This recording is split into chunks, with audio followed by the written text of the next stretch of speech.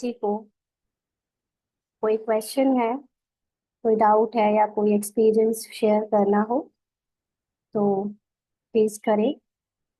फिर हम लोग अव्यक्त मुरली शुरू करेंगे। कोई पूछना चाहता है अनम्यूट करके या मैसेज करके डाल सकते हैं। हाँ जी, श्रद्धा दीदी।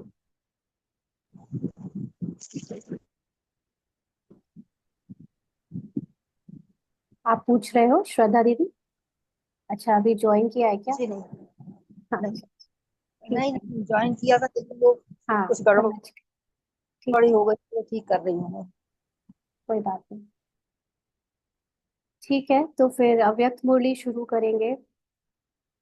आज हम लोग अगली अव्यक्त मुरली ले रहे हैं, 16 जून 1972 की। और मुरली का सार है, हर्षित रहना ही ब्राह्मण जीवन का विशेष संस्कार है।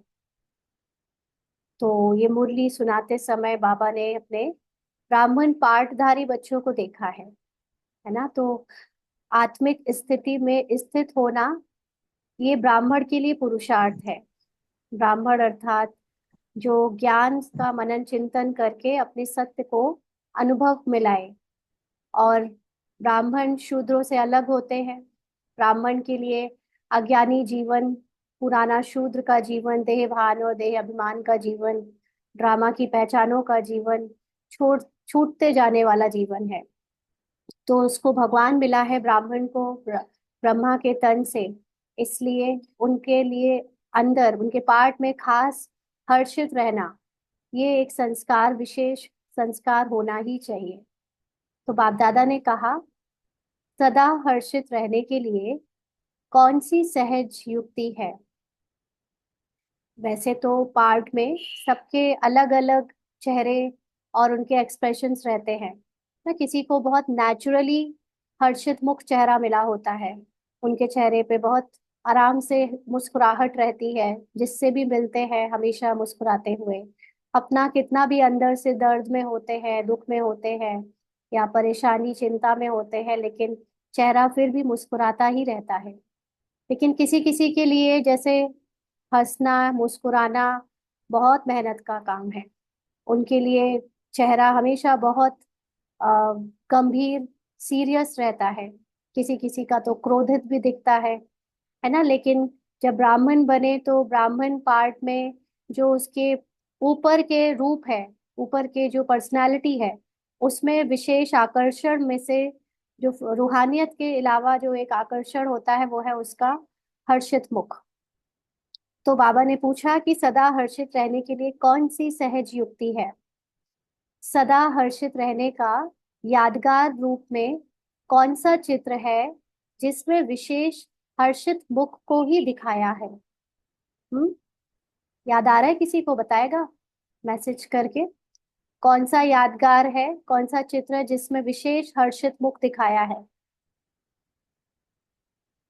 किसी को कोई भी नाम याद आ रहा है? चलो बाबा का जवाब देखते हैं। बाबा ने बताया, विष्णु का लेटा हुआ चित्र दिखाते हैं। हम्म, विष्णु का ज्ञान को सिमरण कर हर्षित हो रहा है। पहले कभी विष्णु को उस दृष्टि से देखा कि विष्णु जी जो मुस्कुरा रहे हैं, वो क्यों मुस्कुरा रहे हैं?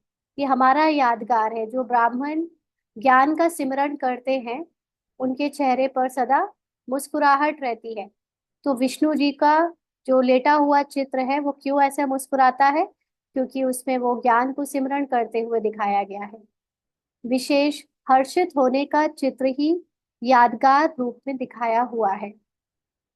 विष्णु अर्थात युगल रूप, है ना। विष्णु के अंदर दो पार्ट हैं, एक स्त्री पुरुष का। स्त्री का मतलब लक्ष्मी जी और पुरुष का मतलब युगल के रूप में नारायण। तो दोनों को मिलाकर विष्णु जी दिखाए हैं। तो विष्णु के स्वरूप आप लोग भी हो ना।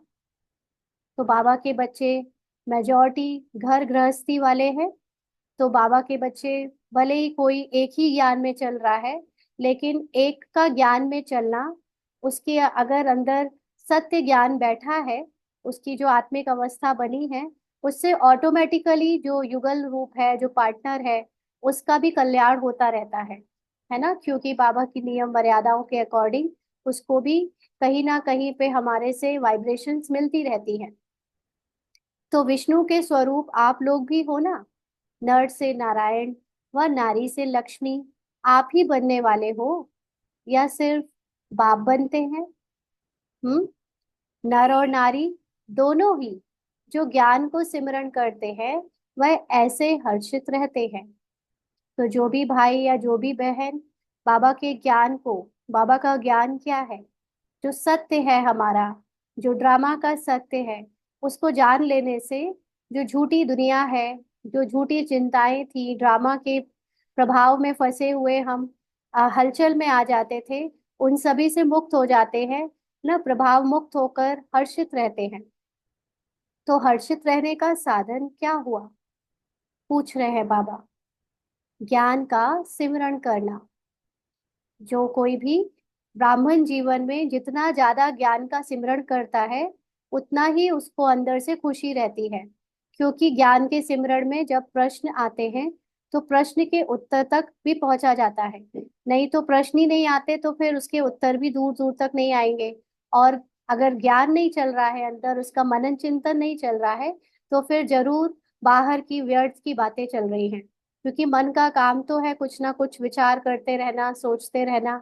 लेकिन अगर हम ज्ञान का विचार नहीं कर रहे हैं, अपने सत्य स्वरूप का विचार नहीं कर रहे हैं, तो जरूर फिर हम झूठी चीजों का विचार कर रहे हैं, झूठी चिंताओं का, या पार्ट में फंसे हुए जो भी बंधन है उनका विचार कर रहे हैं, और जिसके कारण हमारी खुशी, हमारी हंसी छिन जाती है, या होती भी है तो वो बाहर की देही मतलब देह अभिमानी या दिखावटी अल्पकाल वाली खुशी होती है। तो जो ज्ञान का हमेशा सिमरण करने के अनुभवी है, उनका चेहरा भी हर्षित रहता है। तो बाबा पूछ रहे हैं, ज्ञान का सिमरण ना चलने का कारण क्या है? हम्म।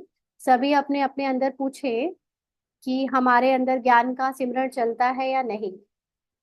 हाँ। और ज्ञान का सिमरण चलने के बाद चेहरा शीशे में भी देख ले कि वो स्माइलिंग होता है या नहीं। कई बार किसी किसी के अंदर ज्ञान का सिमरण करने से चेहरा बहुत गंभीर भी हो जाता है।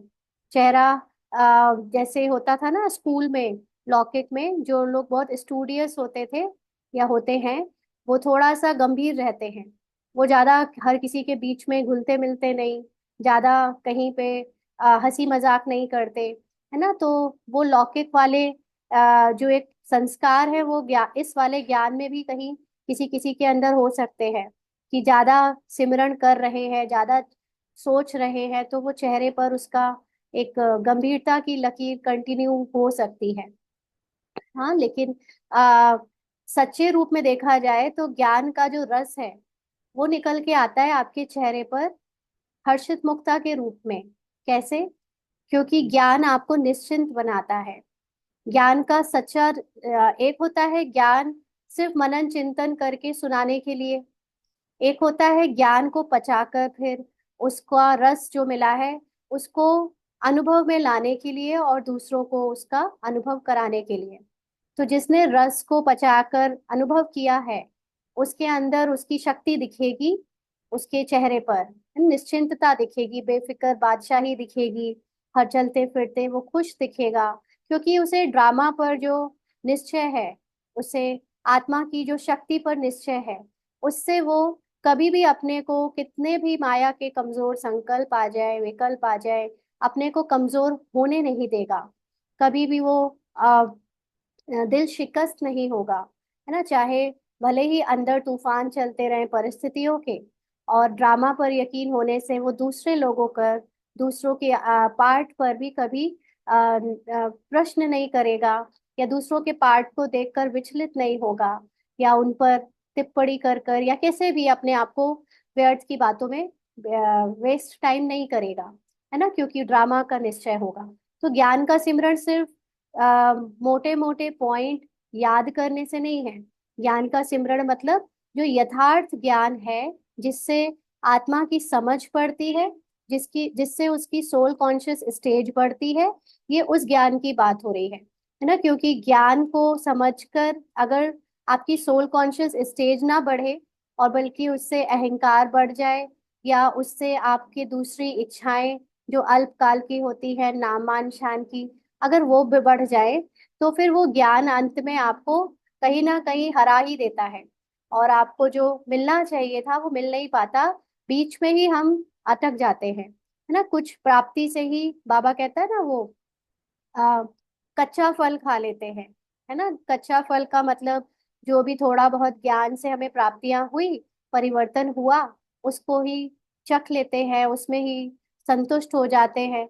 तो फिर वो जो लगातार उससे सोल कॉन्शियस स्टेज बढ़ती जानी चाहिए थी, वो ना बढ़ के ज्ञान का यूज किसी और चीज के लिए हो गया, है ना। तो इसीलिए फिर ऐसी आत्माओं के पार्ट में, ब्राह्मण पार्ट में भी चेहरा खुश मिजाज नहीं दिखता, हंसता हुआ हल्का नहीं दिखता चेहरा, जिनसे सब लोग आकर्षित हो, ऐसा नहीं रहता। तो बाबा पूछ रहे हैं कि ज्ञान का सिमरन ना चलने का कारण क्या है। क्या हो सकता है, कोई बताएगा? वैसे तो सबको एक कॉमन आंसर पता ही होगा। देखते हैं बाबा ने क्या कहा। बाबा ने कहा, व्यर्थ सिमरण, व्यर्थ सिमरण में चले जाते हैं। आज बाबा ने देह भान या देह अभिमान नहीं कहा, बल्कि व्यर्थ सिमरण कहा, जो कि उसी का पार्ट है। जब भी हम ड्रामा में फंस जाते हैं, ड्रामा के सीन में अटक जाते हैं और वो सत्य लगने लगता है, तो व्यर्थ के चिंतन चलने लगता है, सिमरण होने लगता है। तो व्यर्थ सिमरण होता है, तो ज्ञान का सिमरण नहीं होता। ये भी एक बहुत गहरी बात है कि कई बार हम लोगों को लगता है कि हम ज्ञान का चिंतन और मनन कर रहे हैं, लेकिन उस ज्ञान का मनन चिंतन करते करते हम दूसरी आत्माओं के ऊपर वो ज्ञान और चिंतन करने लगते हैं। माना बाबा ने तो ऐसे कहा है, ये लोग तो ऐसे करते हैं, बाबा तो ऐसे कहता है, वो लोग वैसे करते हैं, है ना। ज्ञान में तो ऐसे होना चाहिए, श्रीमत तो ये है, वो लोग वैसे करते हैं, अपनी मनमत चलाते हैं, अपनी परमत चलाते हैं, या जो भी। तो ये भी क्या है, इसको भी क्या ज्ञान कहेंगे? ज्ञान का सिमरन सबसे पहला पॉइंट है, श्रीमत है क्या, मन मनाभव, अपने मन को मेरे मन से मैच कराओ। अब बाबा का मन पूरे ड्रामा को देखते हुए क्या सोचता होगा?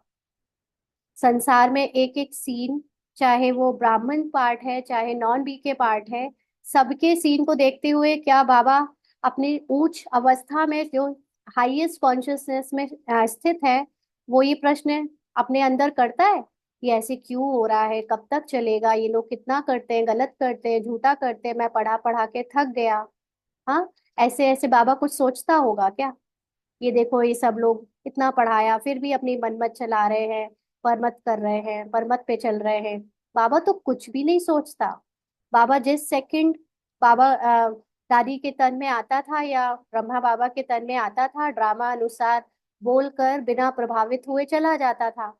उसके बारे में कोई बाद में सोचना, या पार्ट में रहते हुए भी, बोलते समय भी बाबा का चिंतन नहीं चलता था। बाबा तो निसंकल्प है ना। तो बाबा निसंकल्प है, माना जो निराकार परम आत्मा है वो निसंकल्प है। तो मनमनाभव का जो पहली श्रीमत है, उसका मतलब भी तो यही हुआ कि तुम आत्मा भी निसंकल्प, तुम्हारा सत्य है, तुमको भी कोई संकल्प नहीं चलाने हैं, तुमको भी अपने सत्य स्वरूप में टिकना है, तुमको भी बाप समान स्थिति में टिकना है। तो कोई भी किसी का भी पार्ट देखते हुए, कोई भी ड्रामा की पहचानों में बंद कर, जो आज तक हम इतना सोचते रहे कि हम किसी का पास्ट बदल ले, कि प्रेजेंट बदल ले, कि फ्यूचर बदल ले, कि अपना ही बदल ले, है ना, जो हम करता बने रहे, सोचता बने रहे, वक्ता बने रहे, ये सब क्या है? ये सब देहभान की निशानी है, ये व्यर्थ का सिमरण है। क्योंकि आत्मा सिर्फ एक अच्छी दृष्टा हो सकती है। आत्मा ना तो कुछ सोचती है, ना बोलती है, ना करती है, क्योंकि सब कुछ ड्रामा अनुसार पहले से जो फिक्स्ड है, उसके अकॉर्डिंग पार्ट के द्वारा होता है। उसको शक्ति देती है आत्मा, उसका वहां पर होने से वो कर्म होता है, लेकिन वो उसमें सिर्फ एक साक्षी बनकर, ऑब्जर्वर बनकर रह सकती है, बाकी कुछ कर नहीं सकती। और हम कितना सोचते हैं, है ना, ज्ञानी बन जाते हैं। ज्ञान जान लेने के बाद फिर अपने को समझते हैं कि ये ज्ञान का मनन चिंतन ही तो चल रहा था। दूसरों के बारे में सोचना, दूसरों को करेक्ट करना, दूसरों के लिए ज्ञान के उपदेश देना, है ना। लेकिन ज्ञान हमें सिर्फ पहले हमारे लिए है। सबसे पहले ज्ञान का उपयोग हमारे स्वयं के लिए है, कि हम उस ज्ञान से क्या मन मनाभव हुए हैं, हम उस ज्ञान से अपनी हाईएस्ट स्थिति में स्थित हुए हैं, हम उस ज्ञान से क्या स्वयं का परिवर्तन कर रहे हैं। स्वयं का परिवर्तन का मतलब ये बिल्कुल नहीं है पार्ट का परिवर्तन, है ना, कि हम अपने पार्ट को बाहर से कितना खूबसूरत बना दें, बाहर से कितना प्रेजेंटेबल बना दें, बाहर से कितना मर्यादित बना दें, या बाहर से कितना हम दूसरों को ये दिखा दें कि हम एक योगी हैं, या हम आ, एक बहुत ऊंचे पहुंचे हुए किसी भी तरह के प्रेजेंटर है, कुछ भी, है ना, या ब्राह्मण है, या कोई भी राजयोगी है। ये पहचाने बाहर की जो है ना, उसके लिए ज्ञान नहीं मिला है। वो अलग बात है कि बाबा ने जब ये ज्ञान समझाया, तो देह भान में होने के कारण हमने उसको अभी तक स्थूल रूप से ही समझा था। तो हम ऊपर से ही परिवर्तन करते आए, काफी हद तक सफल भी हुए। ऊपर से हमारी चाल अच्छी हुई, बोलचाल अच्छा हुआ, ऊपर से हम मर्यादित हुए, ऊपर से हमने सीखा कि ब्रह्मा बाबा को कैसे कॉपी करें, मम्मा को कैसे कॉपी करें, दादियों को कैसे कॉपी करें। लेकिन देखा जाए तो ये तो हम वहीं तक अटक के रह गए, उतने में ही हमारा पुरुषार्थ समिट गया। मुख्य पुरुषार्थ था अंदर जो पुरुषार्थ है उन सबका वो कॉपी करना, ना कि बाहर के पार्ट को कॉपी करना। क्योंकि बाबा तो साफ साफ कहता है कि एक का पार्ट ना मिले दूसरे से, है ना। तो हमने सोचा कि जब जैसे दूसरे करते हैं, बोलते हैं, सोचते हैं, सोचने का तो दिखता नहीं, बाकी जो ऊपर से जो होता है वो हम वैसा करें। लेकिन ये बहुत गहरी बात है कि जब हम सब ये पार्ट में आत्मा ने प्रवेश किया होगा, उसके बाद जब हम ब्राह्मण बने, तो ब्राह्मण बनने के पहले हम सबको इस सी अपने अपने जो भी लौकिक पार्ट है उसमें एक नेचुरल नेचर मिला, है ना। उस नेचुरल नेचर में किसी के अंदर ऑटोमेटिकली बहुत अच्छे हर्षित मुक्ता है, किसी के अंदर थोड़ी गंभीरता है, किसी के अंदर कैसा है, किसी के अंदर कुछ और है। एक ऐसी नेचुरल स्टेट ऑफ माइंड जिसमें वो आत्मा बड़ी कंफर्टेबली पार्ट बजाती है। अगर कोई बहुत गंभीर और कम बोलने वाला है, आप उससे कह दो कि तुम हमेशा हंसते रहा करो ना, तुम हमेशा कुछ कुछ किसी को बोलते रहा करो, अपनी बात शेयर करते रहा करो, तो बड़ा अनकंफर्टेबल हो जाएगा। बोलेगा मेरे से नहीं होगा ये, मैं जैसा हूं मुझे वैसे रहने दो, है ना। और कोई बहुत चुलबुला है, हंसता मुक्त बोलता है, खुश रहता है, और आ, हमेशा दिल साफ है, भले ही वो अंदर कुछ रखता नहीं, लेकिन जो मन में आता है बोल देता है, बट अंदर से बिल्कुल साफ है ना। तो उसको कोई राय देगा थोड़ा कम बोला करो, चुप रहा करो, है ना, ये गंभीर रहा करो, हंसा मत करो, बाबा ने मना किया है हंसने को। तो बेचारा वो बड़ा अनकंफर्टेबल हो जाएगा, अंदर कुछ बोल नहीं पाएगा, सोचेगा ये सब लोग तो कितने साइलेंस हैं, कितने शांत रहते हैं, गंभीर हैं, मुझे ऐसे रहना पड़ेगा। तो वो जो उसको नेचुरल स्टेट ऑफ माइंड मिला था, नेचुरल उसको जो नेचर मिला था उसके पार्ट में, वो उसको जब एक्सप्रेस नहीं कर पाएगा तो अंदर ही अंदर वो जैसे मरने सा लगेगा, अंदर ही अंदर वो फूटने लगेगा। वो दिखावे के लिए अपने को बदल तो लेगा, है ना, लेकिन कभी ना कभी उसका वो जो अंदर से परिवर्तन नहीं हुआ है, बाहर से कर रहा था, वो उसका कभी ना कभी पुरुषार्थ या किसी भी चीज में दिखेगा। उसका पुरुषार्थ भी ढीला पड़ सकता है। पुरुषार्थ का मतलब, पुरुषार्थ का सिर्फ एक मतलब होता है, अपने को आत्मा समझकर पार्ट बजाना, अपने को बाप समान आत्मा की अनुभव में टिकाना। इसके अलावा ऊपर से किया गया ये सब कुछ एक विधि है। कम बोलना एक विधि है, या मुस्कुराना एक विधि है, या हर्षित मुखता रख दिखाना ये विधि है। ये ऑटोमेटिकली एज अ रिजल्ट आ जाती है बाहर, है ना। जब आत्मा अंदर से निश्चिंत होगी, बेफिक्र होगी, और ज्ञान में बहुत रस ले रही होगी, तो उसके चेहरे से, उसकी आंखों से, उसके एक्शन से ऑटोमेटिकली बहुत हल्कापन, निश्चिंतता दिखेगी, और हर्षित मुक्ता रहेगी। कई बार किसी किसी के अंदर ऐसे जरूरी नहीं कि स्माइल वाली हर्षित मुक्ता हो, बट चेहरा बस बहुत सुकून देता है। उसका चेहरा बहुत रूहानियत से भरा होता है, तो वो भी हर्षित मुक्ता है। जरूरी नहीं कि उसको स्माइली देनी पड़े। अंदर से हल्का है कोई, बिल्कुल बाबा के ज्ञान में डूबा हुआ, बाबा के प्यार में डूबा हुआ, वो भी हर्षित मुक्ता है। लेकिन अगर कोई सोचे कि हम बाहर से हर्षित मुखी रहे और अंदर हम वैसे नहीं हैं, है ना, हमारा अंदर बहुत ओरिजिनल नेचर कुछ और ही है, अभी तक आत्मिक स्मृति ही नहीं बनी है, हम ऊपर ऊपर से दिखावा कर रहे हैं, तो कहीं ना कहीं आगे पीछे उसका वो निकलेगा। और फिर वो खुद भी अपने पार्ट से प्रभावित होकर कभी ना कभी थक जाएगा कि मैं बदल नहीं पा रहा हूँ। तो मुख्य पुरुषार्थ है अंदर का, अंदर सिर्फ एक बात का, कि मैं अपने को आत्मा समझ बाप समान स्थिति में स्थित रखूं, पार्ट से अपनी पहचान ना बनाऊं। फिर भले पार्ट में आप किसी का भी ज्यादा बोलने का पार्ट चले, चंचलता का पार्ट चले, कैसा भी चले, पार्ट से एक दूसरे को वो खुद भी नहीं देखेगा, और दूसरों को भी जब कोई दूसरे से भी उसको मिलेगा कोई बात, तो उसको वो स्वीकार नहीं करेगा, क्योंकि हम सब एक दूसरे से बिल्कुल बिल्कुल भिन्न है ना। तो बाबा यही बात कह रहा है कि व्यर्थ सिमरन में चले जाते हो, यानी कभी किसी किसी के पार्ट को देखना, या ड्रामा में जो हो रहा है उसके ऊपर सोचने लगना, जिनके बारे में हमें सोचने की कोई जरूरत ही नहीं है, बने बनाए ड्रामा में सब फिक्स्ड है। तो वो सब सोचने के कारण ज्ञान का जो रस मिलना चाहिए, जो खुशी मिलनी चाहिए, वो नहीं मिल पाती, और ज्ञान को हम व्यर्थ के सिमरन में यूज करने लगते हैं। तो व्यर्थ सिमरन होता है तो ज्ञान का सिमरन नहीं होता। अगर बुद्धि सदा ज्ञान के सिमरन में तत्पर रखो तो सदा हर्षित रहेंगे। व्यर्थ सिमरन होगा ही नहीं। तो ज्ञान का मतलब सच्चा ज्ञान, सिर्फ सुनने सुनाने का ज्ञान नहीं, लेकिन अपने प्रति जो आत्मिक अवस्था है उसका ज्ञान।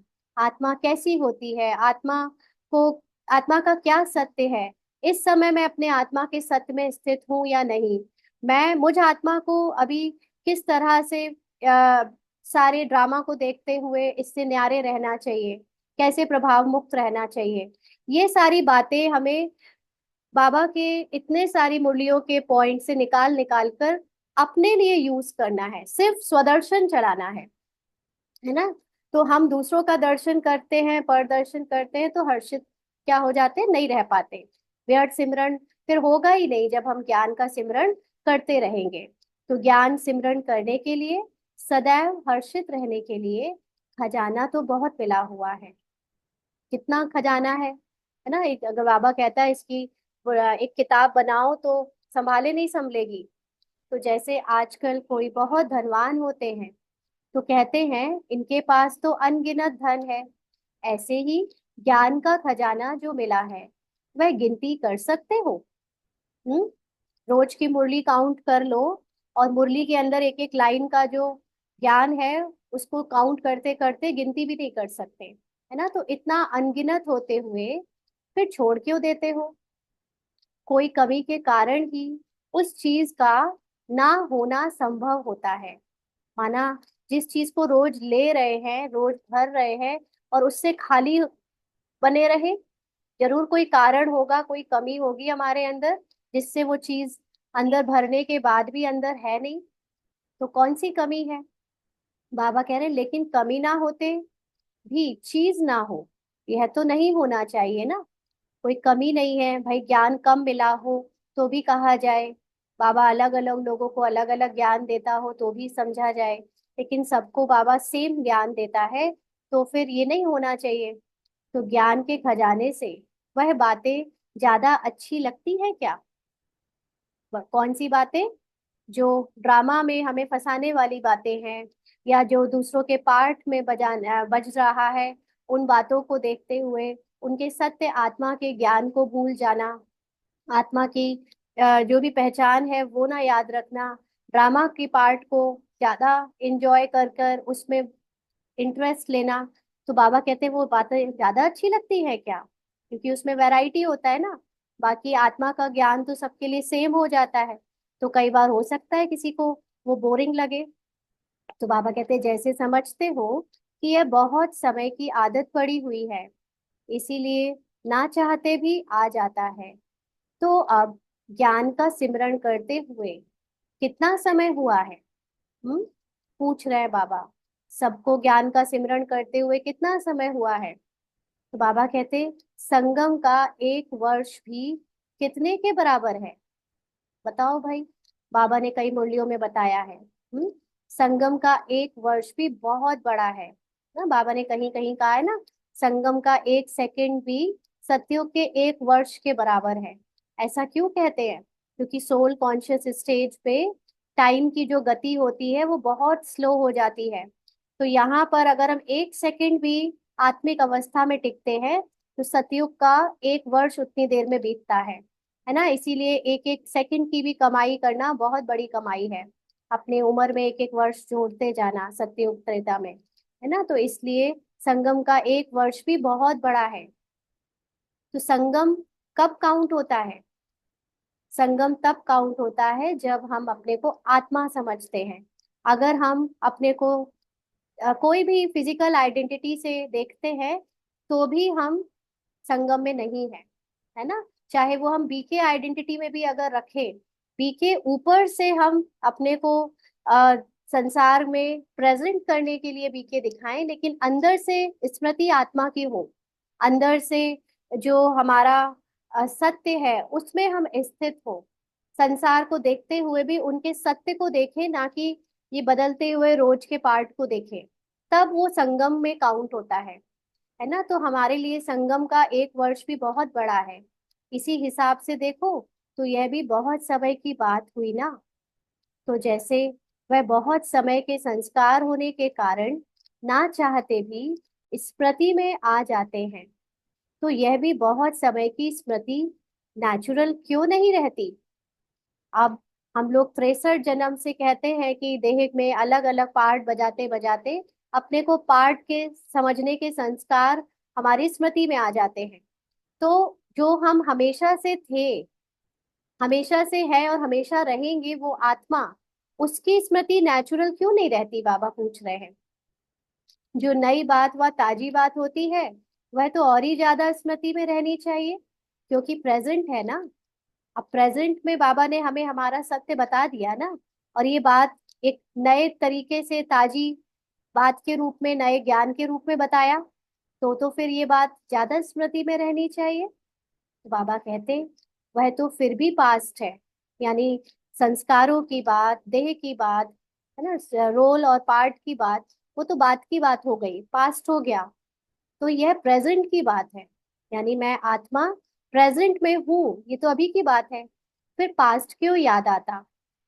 जब पास्ट याद आता है तो पास्ट के साथ साथ यह भी याद आता है कि इससे प्राप्ति क्या होगी, क्या मिलेगा अपने को देह समझने से, अपने को शरीरधारी समझने से, अपने को स्वभाव संस्कार में बार बार फंसा लेने से।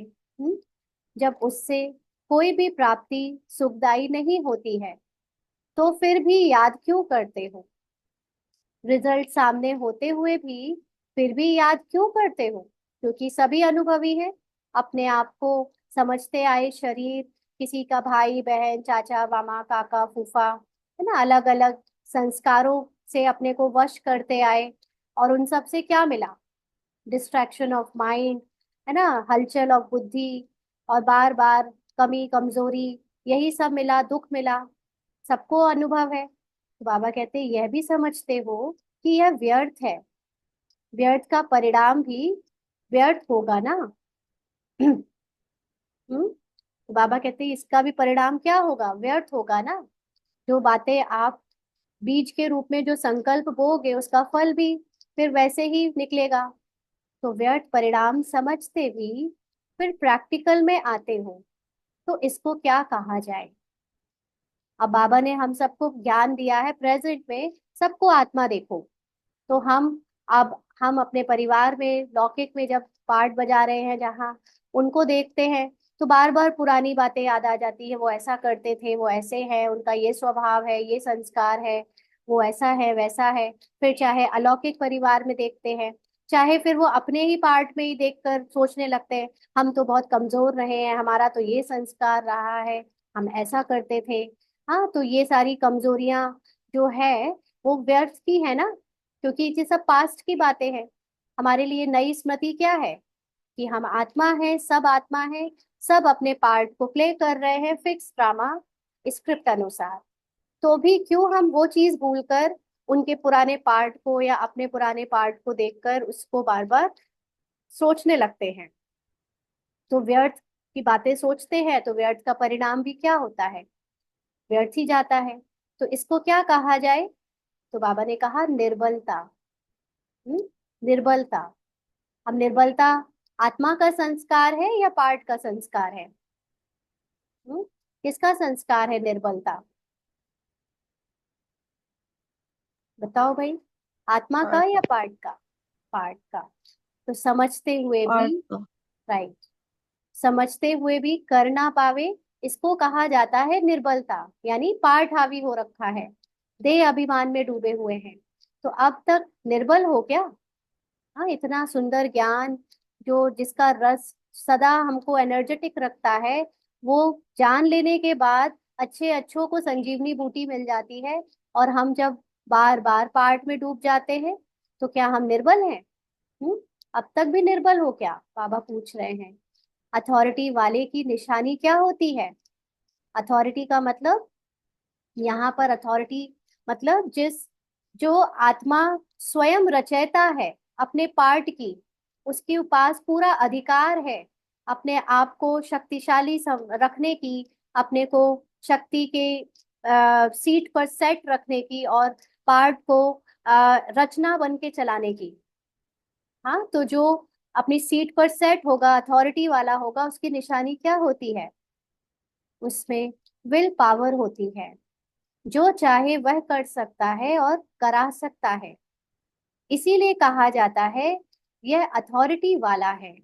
लौकिक में भी जब हम कहते हैं ना कि इनके पास अथॉरिटी है, माना ये ही डिसाइड कर सकते हैं कि क्या होना है, क्या करना है, कैसे करना है, तो उसके अंदर उसकी जो पावर है, उसके पास उसकी उस चीज का अधिकार है, वो उसको यूज कर सकता है।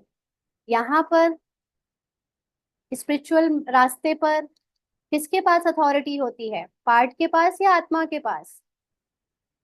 हम्म अथॉरिटी किसके लिए कही जाती है? जो देह के भान में है, पार्ट के भान में है, उसके पास, या जो आत्मिक सत्य अवस्था में टिका है, उसके पास? किससे बोल रहा है बाबा ये, बताइए। हम्म नहीं पता? आत्मा के पास, करेक्ट। तो आत्मा के पास, अब जब आत्मा अपने सत्य अनुभव में टिकी है, अपनी सत्यता के ज्ञान में टिकी है, तो उसके पास भी अथॉरिटी है, विल पावर है। तो बाप ने जो अथॉरिटी दी है वह अभी प्राप्त नहीं की है क्या? अब अगर इसको पार्ट सुनेगा, तो पार्ट सोचेगा कि पता नहीं क्या अथॉरिटी की बात कर रहे हैं बाबा, पता नहीं, मेरे तो बस में ही नहीं है कर्मेंद्रिया, मेरे तो बस में ही नहीं है मेरा पार्ट, कुछ चलता ही नहीं ढंग से, पार्ट ही सुन रहा है, पार्ट का मन ही सुन रहा है, और वो ऐसे ऐसे निर्बलता वाले संकल्प भी कर रहा है।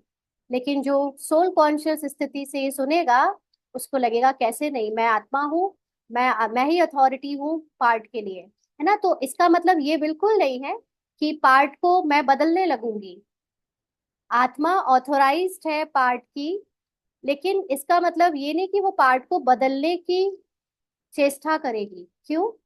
क्योंकि आत्मा एक नियम से बंधी है, और वो नियम है कि आत्मा अपने पार्ट को बजाती नहीं, लेकिन बजता हुआ सिर्फ देख सकती है, वो करता नहीं बन सकती। और यही सबसे बड़ी उसके पास अथॉरिटी है, पावर है, कि जिस घड़ी, जिस सेकंड वो अकर्ता बन जाती है, माना उस अनुभव में टिक जाती है, उसका पार्ट एक्यूरेट बजने लगता है। एक्यूरेट का मतलब जो पार्ट लोगों के लिए एक एग्जाम्पल बन जाए, जो पार्ट दूसरों के लिए दर्शन करने योग्य बन जाए। तो वो अथॉरिटी कब होती है? जब आत्मा साक्षी दृष्टा स्थिति से अपने पार्ट को देखती है। तो ये बाप ने जो अथॉरिटी दी है वह अभी प्राप्त नहीं की है क्या? मास्टर ऑलमाइटी अथॉरिटी हो, पूछ रहे हैं बाबा। भगवान को ऑलमाइटी अथॉरिटी क्यों कहते हैं? क्या भगवान किसी का पार्ट बदलने की कोशिश करता है क्या? अगर वो अथॉरिटी है, ऑलमाइटी है, तो वो चाहे तो एक भी टेररिस्ट ना होने दे, एक भी नेगेटिव माइंड ना होने दे, सबको बिल्कुल बढ़िया से चुटकी भर में पॉजिटिव बना दे, सबका पार्ट चेंज कर दे। लेकिन बाबा की शक्ति, बाबा की अथॉरिटी निहित है उनके कुछ ना करने में। भगवान भगवान इसलिए है क्योंकि वो कुछ करता नहीं है। भगवान सिर्फ साक्षी होकर देखता है, और जब उसके पार्ट का धरती पर टाइम आता है तो वो पार्ट अनुसार पार्ट बजाकर चला जाता है। उसका भी वो कर्तापन नहीं बन लेता अपने ऊपर, क्योंकि अगर वो कर्ता बन गया तो फिर भोक्ता भी बनना पड़ेगा। और हम आत्माओं के अंदर यही प्रॉब्लम आ जाती है कि हम पार्ट में आकर पहले कुछ वर्षों तक या कुछ जन्मों तक तो कर्ता नहीं बनते। याद रहता है हमको भी अपना अथॉरिटी स्टेटस, लेकिन फिर देह भान आता है ड्रामा अनुसार, तो हम फिर कर्ता बन जाते हैं, और कर्ता बनने के कारण 2500 वर्ष तक हम भोक्ता भी बने रहते हैं। हम अपने आप को करने वाले समझते हैं, तो फिर उसका फल भी भोगते हैं। इसीलिए 2500 वर्ष सतयुग त्रेता युग कोई कर्म का फल नहीं होता, और वो अकर्म कहलाते हैं। तो जो ऑलमाइटी अथॉरिटी का स्टेटस है वो तब हमारे लिए लागू होता है जब हम साक्षी होकर, है ना, बिना कुछ किए, बिना किसी चीज के कर्ता बने, सिर्फ चलने वाले सीन को, घटना घटने वाली घटनाओं को, ड्रामा के एक एक बात को, अपने पार्ट को, दूसरों के पार्ट को सिर्फ साक्षी होकर देखते हैं। उसमें हमारी सर्वशक्तिवान स्थिति छुपी हुई है। क्योंकि फिर काम करने से नहीं होते, सिर्फ देखने से बदल जाते हैं। जैसे ही मैं साक्षीपन की स्थिति में सेट होती हूँ, जो जो कर रहा है, जैसा हो रहा है, उसके बारे में ना कुछ सोचती हूँ, ना कुछ टिप्पणी करती हूँ, ना कुछ चाहती हूँ, ना बदलना चाहती हूँ। जैसे ही मैं सब कुछ स्वीकार कर लेती हूँ, हर चीज बदल जाती है। कैसे बदल जाती है? हमारे फेवर में बदल जाती है। तो फिर हमसे बड़ा ऑलमाइटी अथॉरिटी तो कोई है नहीं, है ना। तो पुरुषार्थ एक्चुअली में, सच्चा पुरुषार्थ तब शुरू होता है जब आप पुरुषार्थ करना बंद कर देते हो। हम्म। क्योंकि अभी तक हमने पुरुषार्थ हमारे अहंकार ने किया, हमारे मन ने किया।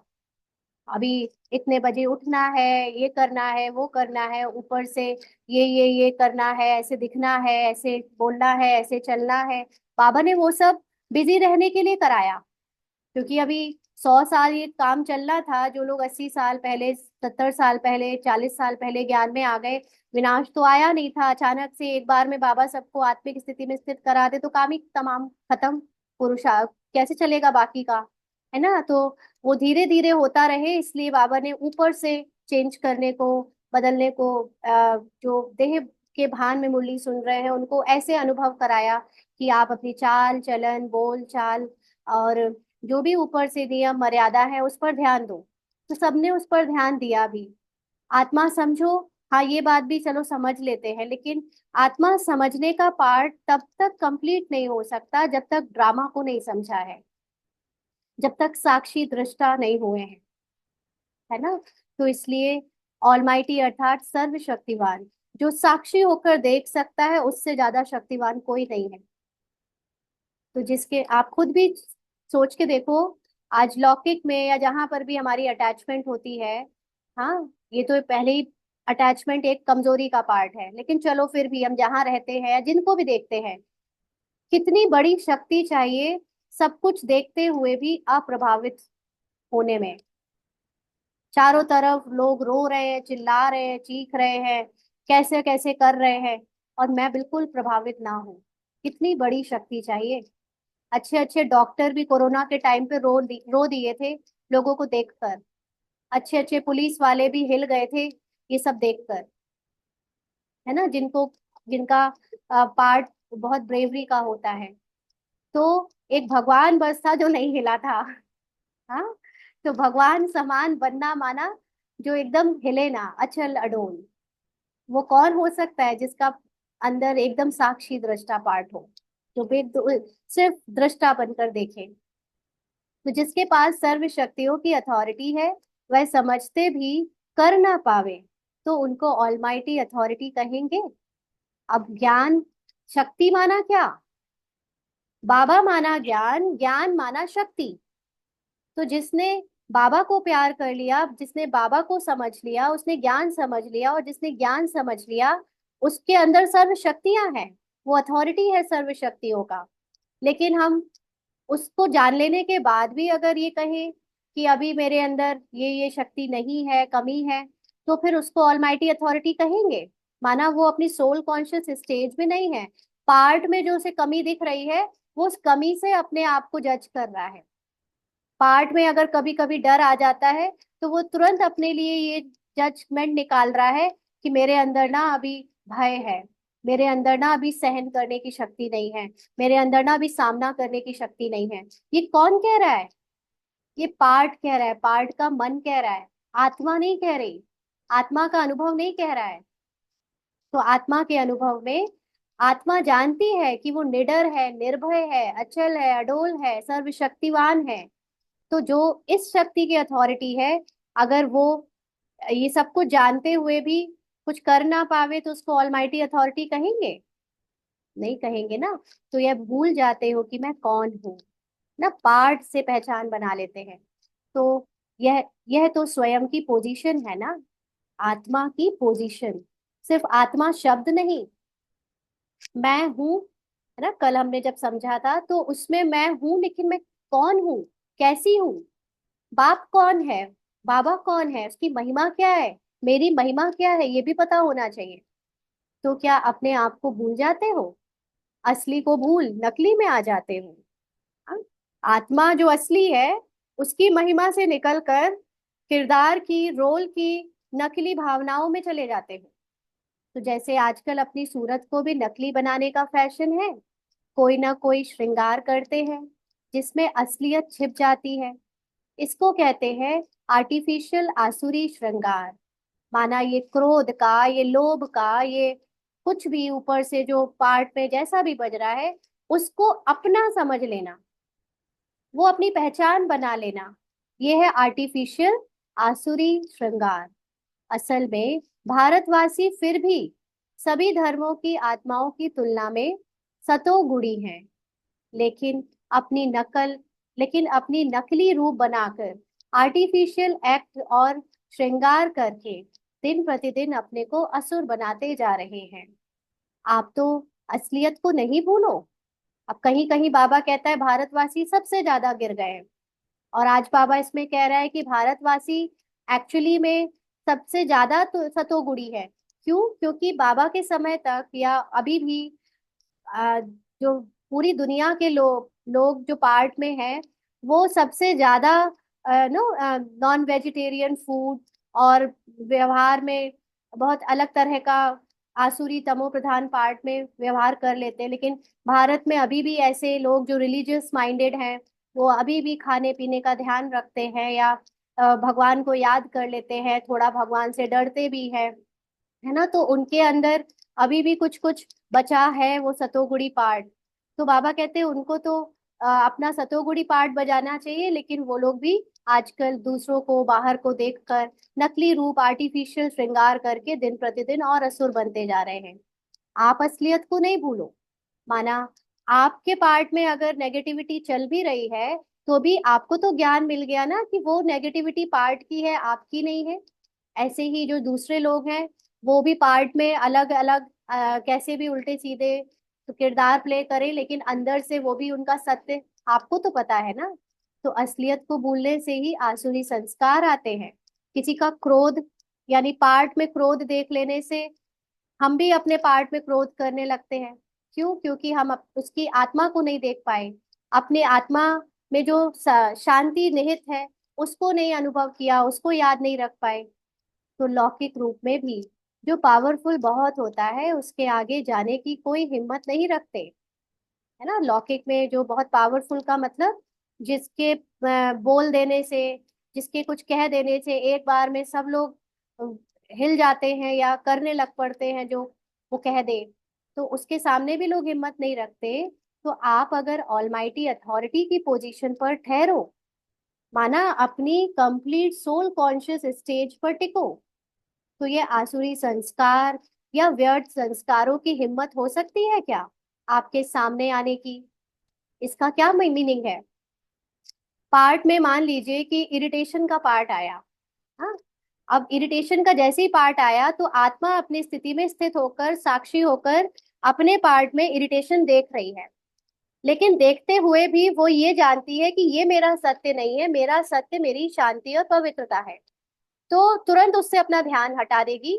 तो वो इरिटेशन का पार्ट को आना होगा, आएगा, चला जाएगा, उससे उसको फर्क नहीं पड़ेगा, आत्मा अचल अडोल बनी रहेगी।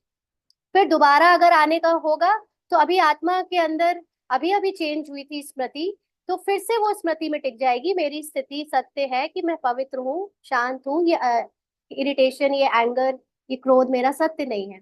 तो एक बार, दो बार, तीन बार, हर बार जैसे ही आत्मा अपने को बार बार टिकाएगी अपने सत्य में, तो अब ये इरिटेशन आने की हिम्मत करेगा, ये क्रोध आने की हिम्मत करेगा। अरे यार, ये लोग ध्यान ही नहीं देते मुझ पर, आने ही नहीं देते ठीक से, होने ही नहीं देते मुझे अच्छे से एक्सप्रेस, बार बार अपने सत्य में टिक जाते हैं, तो उसका आना बंद हो जाएगा। हाँ, तो अपनी पोजीशन से क्यों उतरते हो, क्यों अपने सत्य को भूल जाते हो? संगम युग का असली संस्कार है जो सदा नॉलेज देता और लेता रहता है, उसको सदा ज्ञान स्मृति में रहेगा और सदा हर्षित रहेगा। तो सच्चा ज्ञान है ना, सिर्फ सुनने सुनाने वाला नहीं, लेकिन जो उस स्थिति में स्थित होकर नॉलेज देगा, लेगा, वो सदा हर्षित रहेगा। तो ब्राह्मण जीवन के विशेष संस्कार ही हर्षित पने के हैं। फिर इससे दूर क्यों जाते हो? माना अपनी आत्मिक अवस्था को भूल कर देह के भान में क्यों चले जाते हो? अपनी चीज को कभी छोड़ा जाता है क्या? यह संगम की अपनी चीज है ना, अवगुण माया की चीज है जो संग दोष से ले ली। माना संग दोष का मतलब, जो भी, जब जब आत्मा ने मन का संग किया, जब जब आत्मा ने बुद्धि का संग किया, तमो प्रधान पार्ट की बुद्धि और पार्ट का मन, जब जब आत्मा ने पार्ट के संस्कारों का संग किया, तो वो जो मन बुद्धि संस्कार अभी तमो प्रधान प्रभाव लिए थी उसको अपना समझ लिया, और उसके कारण उसको बार बार जो है ये अवगुण जो है उससे कॉम्प्रोमाइज करना पड़ा। तो अपनी चीज है दिव्य गुण, यानी आत्मा की अपनी चीज है दिव्य गुण, अपनी चीज को छोड़ देते हो, संभालना नहीं आता है क्या? हम्म? मन बुद्धि संस्कार की जो पार्ट में है उसकी चीजों को ले लेते हो, अपनी छोड़ देते हो, संभालना नहीं आता है। घर संभालना आता है, हद के बच्चे आदि सब चीजें संभाली आती हैं, और बेहद की संभालना नहीं आती। हाँ, शरीर की सारी बातें बहुत अच्छे से संभालते हो, बच्चों को, बीवी को, पत्नी को या पति को, हाँ, मोहल्ले वालों को, सबको, लेकिन जो आत्मा की सत्य है चीज, अपने गुण अपनी शक्तियां वो संभालनी नहीं आती। हद को बिल्कुल पीठ दे दी कि थोड़ा थोड़ा है। माना अब तक भूले हो ये शरीर की बातों को, ये मेरी नहीं है, भले पार्ट में बचती रहेंगी, हिसाब किताब चुकतू होता रहेगा, लेकिन उनको अपना तो कहना बंद करो। या अभी भी थोड़ा थोड़ा अपना उनसे अटैचमेंट कर रखा है। जैसे रावण को सीता की पीठ दिखाते हैं, ऐसे ही हद को पीठ दे दी। पीठ दे दी माना उनको, उनसे अपना इंटरेस्ट हटा दिया। फिर उनके सामने तो नहीं होंगे कि फिर वहां जाकर कहेंगे क्या करें, अभी बेहद के घर में बेहद का नशा है ना, अभी मधुबन में है बाबा के सामने, तो आत्मा का नशा, अलौकिक स्थिति बनी हुई है।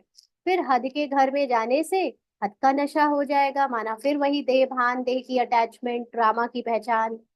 अभी उमंग उल्लास जो है वह हद में तो नहीं जाएगा। हाँ, जो मधुबन में अलौकिक स्थिति बनाई, रूहानियत बनाई, वो हद में जाने से, यानी वापस लौकिक घर गृहस्थी या उन कर्म बंधनों में जाने से चला तो नहीं जाएगा। जैसे अभी बेहद का उमंग व उल्लास है, उसमें कुछ अंतर तो नहीं आ जाएगा ना। हद को विदाई दे दी कि अभी भी थोड़ी खातिरी करेंगे, माना हद के संस्कारों को अभी भी थोड़ा थोड़ा अपना समझकर यूज करते रहेंगे और उनसे पहचान बनाते रहेंगे। समझना चाहिए यह अलौकिक जन्म किसके प्रति है। ब्राह्मण जीवन का मतलब बार बार आत्मा की स्मृति में टिकना। टिक गए होते तो ब्राह्मण जीवन भी ओवर, है ना, अभी टिक रहे हैं, तो इसीलिए ब्राह्मण कहा गया है। जब तक पढ़ाई चल रही है तब तक ब्राह्मण है, एक बार पढ़ाई का स्वरूप बन गए तो ब्राह्मण आइडेंटिटी भी छोड़ देनी है ना। तो ये अलौकिक जन्म किसके प्रति है? हद के कार्य के प्रति है क्या? घर जाकर इसको यूज करेंगे क्या? अलौकिक जन्म क्यों लिया? है ना, कई बार अलौकिक जन्म का मतलब जो हमारे अंदर शक्ति आई है संकल्पों की, संकल्प सिद्ध करने की, तो क्या ये शक्ति हमने हद के काम करने के लिए ली है कि बच्चों की शादी हो जाए, बच्चों का क्लास यूनिवर्सिटी में एडमिशन हो जाए, मेरी नौकरी लग जाए, इन सब कामों के लिए संकल्प सिद्ध करने की शक्ति ली है क्या बाबा से? हाँ, बाबा कहते हैं जिस कार्य अर्थ ये अलौकिक जन्म लिया वो कार्य नहीं किया तो क्या किया? किस लिए किया है सबने अलौकिक जन्म क्यों लिया है? याद है किसी को?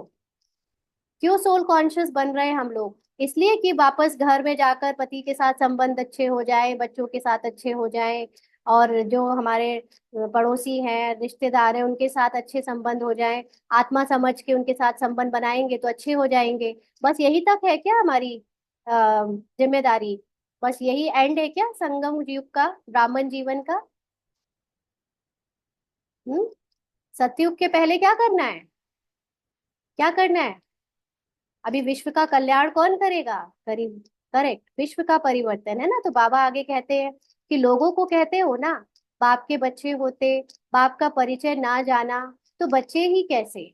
ऐसे ही अपने से पूछो, बेहद के बाप के बेहद के बच्चे बन चुके हो, मान चुके हो, जान चुके हो, फिर भी बेहद के कार्य में ना आवे, तो अलौकिक जन्म क्या हुआ?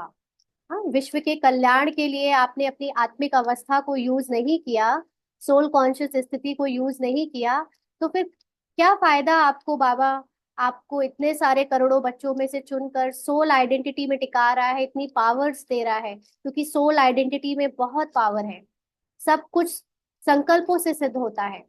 हम्म। तो अलौकिक जन्म में ही लौकिक कार्य में लग जावे, अगर सोल आइडेंटिटी को लौकिक कार्यों में यूज करने लगे, तो क्या फायदा? अपने जन्म और समय के महत्व को जानो, तभी महान कर्तव्य करेंगे। बहुत प्यारी बात है ये, है ना। तो गैस के गुब्बारे नहीं बनना, माना झूठे झूठे खुश नहीं हो लेना कि मेरी आत्मिक अवस्था से मैं बहुत आ, अच्छी हल्की हो गई हूँ, तो फिर मैं अभी मेरे सब संबंध बाहर की जीवन चेंज हो गई है तो उसी में खुश होते रहो। एक, इसके साथ साथ एक बहुत बड़ी जिम्मेवारी मिली है ना। तो वह बहुत अच्छा फूलता है। लौकी वैसे गैस का गुब्बारा क्या होता है? टेम्पररी बहुत अच्छा फूलता है और उड़ता है, लेकिन टेम्पररी। तो ऐसे गुब्बारे तो नहीं होना, यानी परमानेंट सोल कॉन्शियस स्थिति रखनी है। क्योंकि जो हम कभी कभी सोल कॉन्शियस स्थिति में टिकते हैं, उससे बहुत सारी प्रॉब्लम सॉल्यूशंस निकल आते हैं, उनका जीवन में बहुत सारी परिस्थितियों का सामना हो जाता है। लेकिन मेजॉरिटी हम ग्रह गृहस्थी वालों ने या औरों ने भी इसको अपनी लौकिक प्रॉब्लम्स को सॉल्यूशन निकालने में यूज किया है ना, और या कर रहे हैं। पर जब तक हमने उन शक्तियों को, उस स्थिति को, बाबा की याद को विश्व के कल्याण के लिए यूज नहीं किया, तो फिर क्या फायदा हुआ हमारा अलौकिक जन्म का या बाबा से जुड़ने का, अपने आप को जानने का? तो इसलिए ऐसे वाला गैस का गुब्बारा नहीं बनना है। हमें फाइनली जो परमानेंट स्थिति में स्थित होकर विश्व का कल्याण करना है। करने जैसा कुछ भी नहीं है, सिर्फ एक चीज होनी है, अपने को अपने सत्य में स्थित करना है, यही विश्व कल्याण का काम है। टेम्पररी इसलिए बोला जाता है क्योंकि थोड़े दिनों के प्रॉब्लम्स के सॉल्यूशन निकल आए, बीमारी से ठीक हो गए, घर गृहस्थी की बातें ठीक हो गई, तो फिर हम सोचते बस हो गया, इतना ही तो करना था, इसलिए तो गए थे कोर्स करने, हो गया काम, है ना। तो इसलिए वो नहीं, अभी तो परमानेंट उस स्थिति में टिकने तक हमें अपने आप को सत्य में स्थित रखना है और कुछ नहीं करना। झूठ से सिर्फ अपने को क्या पीठ देनी है, जो बाबा ने आज शब्द यूज किया ना, पीठ देनी, मतलब उसमें इंटरेस्ट नहीं दिखाना है, पार्ट में जितना भी झूठ आए उसमें इंटरेस्ट नहीं दिखाना है, सिर्फ अपने सत्य को ध्यान रखना है। बस इतना ही पुरुषार्थ है और कुछ भी पुरुषार्थ नहीं है। ओम शांति।